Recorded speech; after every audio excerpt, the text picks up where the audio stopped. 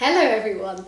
Today we are going to be looking at some French idioms, and I will be giving Ashley and Petra first of all the literal translation in English, and then some options of what the meaning could be for this idiom that I will then reveal at the end in French.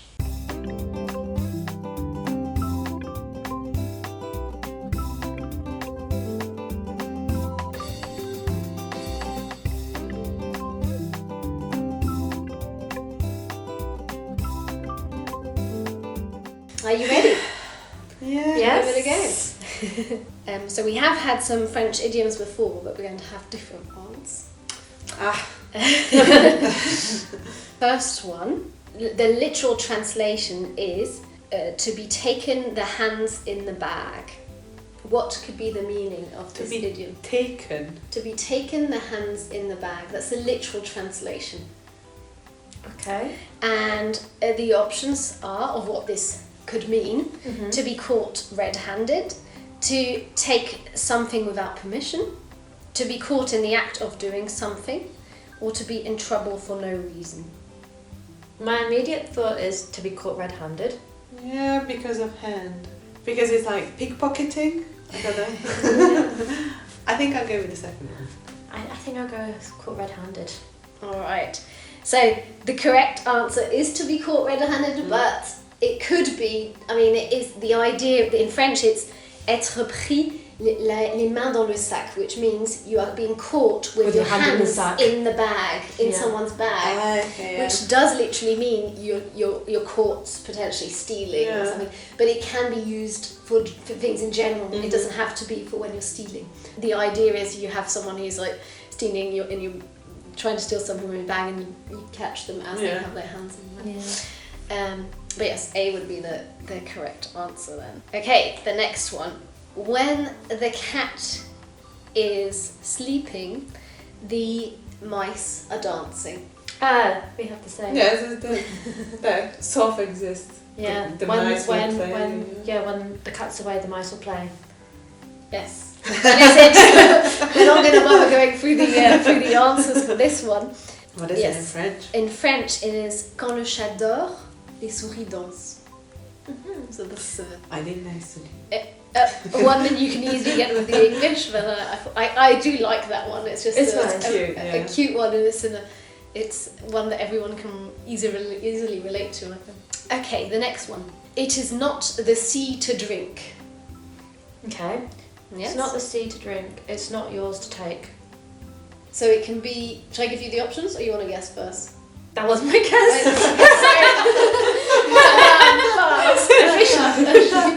Alright, fair enough.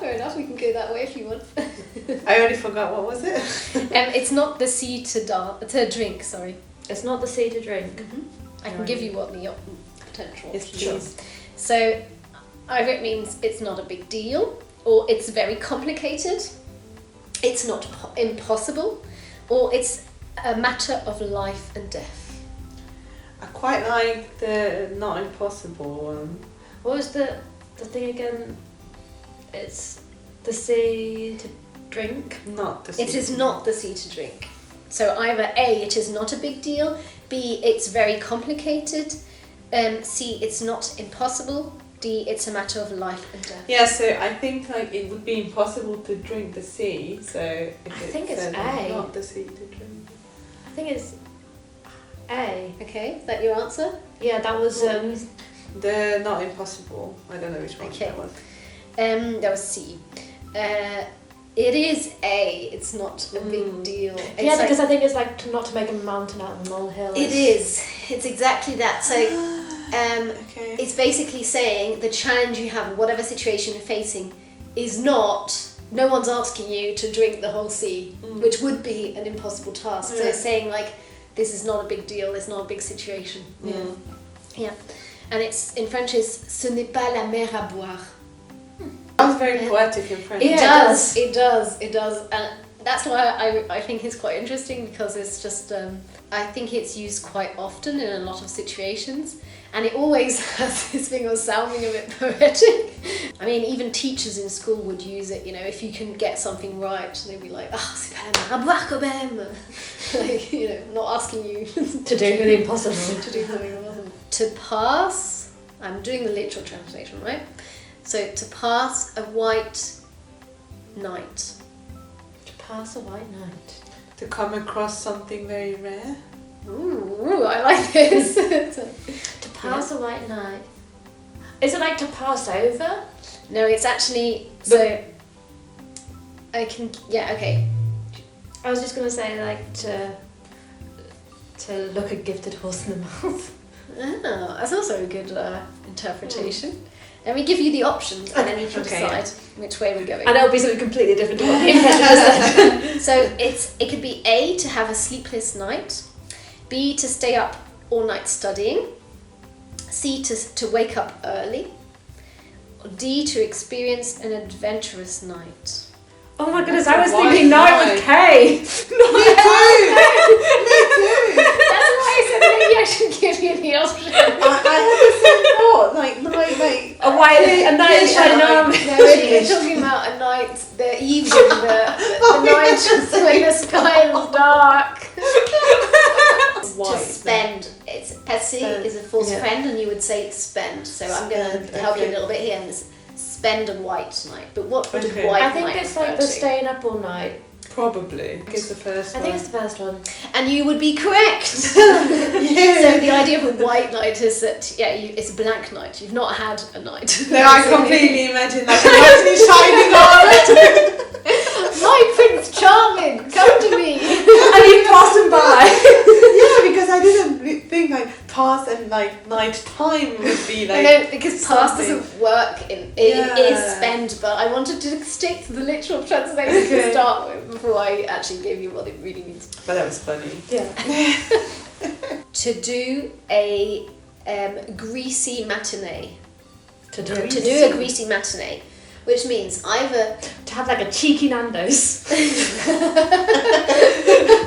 would be a good option. It either means A, to be late for work, B, to wake up early, C, to sleep in, or D, to take a nap in the afternoon. Take a nap in the afternoon. So I think like matinee, isn't that like an earlier showing of a show? Yeah, in the afternoon. Yes, so in French, matinee is the morning, but it's like, it means it's the whole morning. So that's why matinee has been used as a kind of like... Okay. Well, yeah, often if you go to the cinema, for example, there's a matinee, it's like in the late morning. The morning, but you're talking about the late morning, and you're talking about the fact that it's... So it's not an afternoon nap. It's extended. Yes. It's not an afternoon nap. So if you talk about the morning, you would just say le matin. But la matinée is like, it's like the idea that it's... There was one that was like sleeping in or something? Yeah, like sleeping in. I think it's that one. Me too now. Yes? Well, that would be correct. Yeah. So in French it is faire la grasse matinée. And of course you don't translate faire la grasse matinée with to do a greasy, you would say have a greasy. So to have a greasy morning, and it just means you're just being lazy in bed, and the idea of the greasy morning is that you're fattening the morning. Your morning is getting it's extended. It's fatter. It's a fat morning, and it's true that faire la grasse matinée can mean that it can imply that you wake up at like one in the afternoon, 2 in the afternoon. It doesn't matter. It's just that you're sleeping in. To make all a cheese out of it. All the cheese. To make all the cheese out of it. Again, literal translation. Okay. To make a big deal? Yeah, big deal. So that's one of the options. To make a big deal out of nothing. To eat a lot of cheese. To start. What an idiom! A lot of cheese. Well, it's France. You might be. Oh my gosh, I'm missing so a much. baguette from this idiom. Do you have a baguette with your cheese? To start a new project could also be an option. with your cheese maybe. To be very enthusiastic about something. I think it's a big deal. Big deal. It is indeed. And you say in French, en faire tout un fromage. So basically it means make a big cheese out of something. Whereas the Germans use cheese in their idioms to say that it's nonsense. Yeah. Just alles Das ist Käse. Käse. Yeah, but make a cheese out of something is like... Obviously, cheese is a big deal in France. Yeah. Much bigger than Yeah, and the bigger you make it, the bigger the deal. Obviously. Alright, the next one, which I also like. To tell salads. Tell salads. Okay. Yes. To speak nonsense. A, to give advice. B, to tell lies. C, to tell jokes. Or D, to tell a detailed story. I think to tell lies. I don't know. I quite like the one with the advice. I quite like the one with tell detailed stories. Yeah, that It's a salad. It's just got lots of... It's got a lot of ingredients. And that's why it's detailed. It's the detailed I salad. don't know, maybe that one. Maybe that one. I'm debating between I wanted to be detailed that one. stories and advice. I wanted to be detailed stories. Yeah. So I'm going to go with that one. Okay, I go with A then. Like, give advice. Give advice. It's actually tell lies. So I was right originally. I should have gone with that. I do really like this expression idiom because I don't think I've come across another language where they have something similar. Please tell me if there is. There must be something. Yes, but it's with another. It's something else than salad, like the letters of salad or whatever, and raconter des salades again is like, I don't know, there's something. There is an idiom in German with salad. Like, yes, haben wir den Salat. You say this to children when they're just saying things that just also you know that you're not going to believe. You know, arrête de raconter des salades. Yeah. So it is the equivalent of like saying it's like telling porcupines. Telling porcupines. Yeah. But we just have a meat-based option Yes. rather than a salad-based option. Very English. In Hungarian we have a saying like you're talking vegetables, which means you talk nonsense. Our next one is to fall in the apples. The apple doesn't fall far from the tree. That's a different one. It could be A, to faint. B, to get lost. C, to fall from a height. Or D, to fall into trouble. Ooh.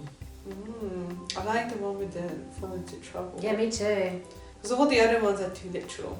I'm going to go with trouble. Yeah.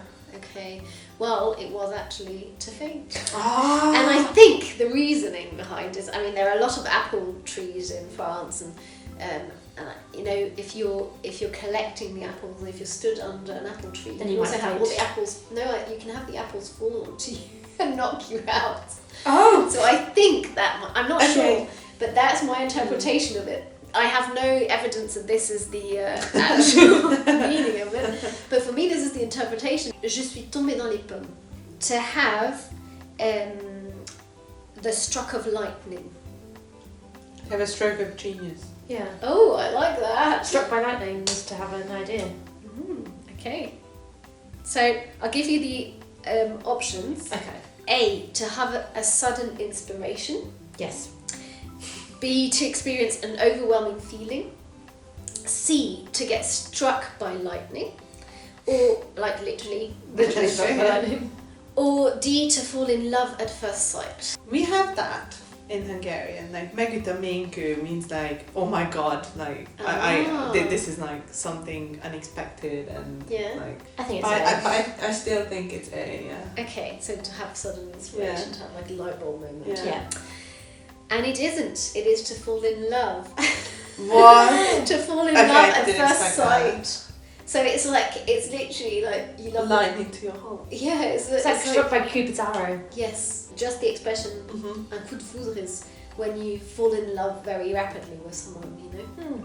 To have the edge of the bowl. Would be something like on the precipice. So like you're about to make a big decision and you're like on the edge. Yeah, it's something to do with edge, that's for sure. Or like the last straw.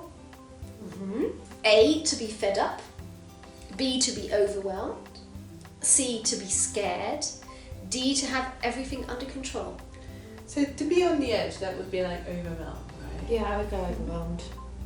What was the first one? What was the first To be one? fed up. I would go fed up because Yeah, you're I on think edge. it could you're be annoyed. both. Yeah. Yeah, It's okay. like a mixture of those. I think two, it is a to be fed up. And yes, it's funny because I actually had to think the about last draw, like you're on the last draw. Yeah, and I had to think about it now because it's, you know, when you have an expression that's so that you just use so commonly that you don't actually think about what it means literally. And now this is one where I actually had to think about what it meant literally, and I thought, oh, it's actually, there's a bowl, and you're like, you know, In there's Hungarian, one more it's a drop glass. and it will go over. In Hungarian, like, this is the last drop in the glass. And what I find interesting as well is that you say I have the edge of the bowl rather than I am at the edge of the bowl, which would make more sense somehow. But there it's like j'en ai ras le bol, and I quite like the fact that when you say it, because of the it's like you can get your anger out. Nice. In the like j'en ai ras le bol, you can really get it. So I think this is I really like this expression as well, this idiom. There you go. Well done. How did you do at home? And do you have any idioms you would like to share with us?